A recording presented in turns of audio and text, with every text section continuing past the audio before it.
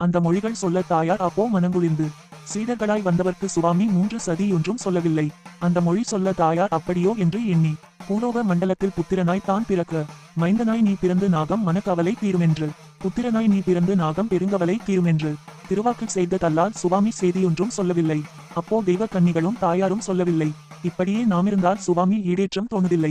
எப்படியும் தவசிருந்து சுவாமி ஈடேற்றம் வாங்க வேணும் என்று மனதிலெண்ணி ஈஸ்வரனை தான் தொழுது, சிவசிவாவென்று சொல்லி ஆயை சிவனாரை நமஸ்கரித்து, பூலோக மண்டலத்தில் புத்திரனாய் நான் பிறந்து, மைந்தனாய் நான் பிறந்து நாகம் மனக்கவலை தீர்த்தேனான். இனி என் கவலை நீர் தீரும் சாமி என்னை வகுத்த கர்த்தாவே. மண்டலங்கள் பூஜைக்குள்ள சுவாமி வாக்கு மனுச்சை எனக்கு, சித்தம் திரும்பி சுவாமி திருவாக்கு செய்யட்டும். இத்தவசு நானிருப்பேன் இந்த புலியாசனத்தில், தவசு மிக கூறி தாயார் சந்நியாசம் தானிருக்க, வேங்கை புலித்தோலை தாயார் விரித்தாளே ஆசனமாய், ஆசனத்தை தான் விரித்து தாயார் அதன் மேல் தவசிருந்தாள். வாக்கெடுத்து இளஞ்சடையை ஆயை வகுந்து பிரித்துவிட்டாள். கோந்தை இளஞ்சடையை ஆயை கோர்த்து விரித்துவிட்டாள். விரித்துவிட்டாள் திருச்சடைதான் வேங்கை புலி ஆசனமேல். பக்கம் விழுந்த சடை ஆய்க்கு படர்தே பூமியெல்லாம், விழுந்த சடை வேறொன்ற ஆய்க்கு படர்ந்த சடை பந்தலிட, சுற்றி விழுந்த சடை சிவலிங்கம் பூஜை செய்ய, ஒற்றை சடை விழுந்து அது உருளுதே பூமியெல்லாம். இப்படி தவசிலே தான் சடை இருபுறமும் வேறொன்ற, மண்டலங்கள் பூஜை கொள்ள சுவாமி வாக்கு மனுவேணுமென்று, இருந்தால் தவசிலே தான் ஆயை தனக்கு ஈடேற்றம் வேணுமென்று, சித்தம் திரும்பியே தான் சுவாமி திருவாக்கு செய்யாமல், பக்தனை சோதிக்கவே தான் சுவாமி பரமன் நினைத்துமப்போ, இருந்த தவசு விட்டு ஈஸ்வரியை எழுந்தருள செய்வோம் என்று, காற்றோடு பேய்மழையை சுவாமி கர்த்தாவும் ஏவி விட்டார்.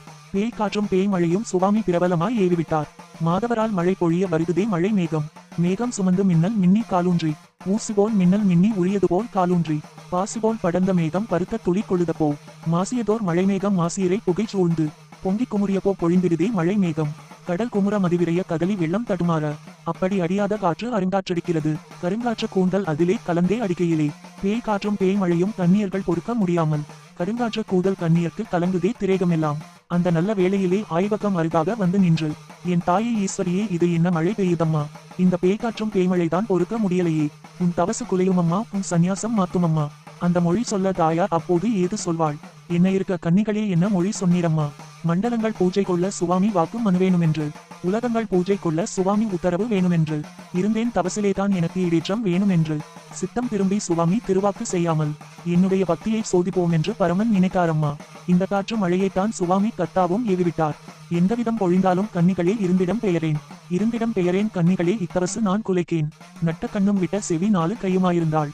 இப்படிக்கு இருந்தாலே தவசிலேதான் தனக்கு ஈடேற்றம்.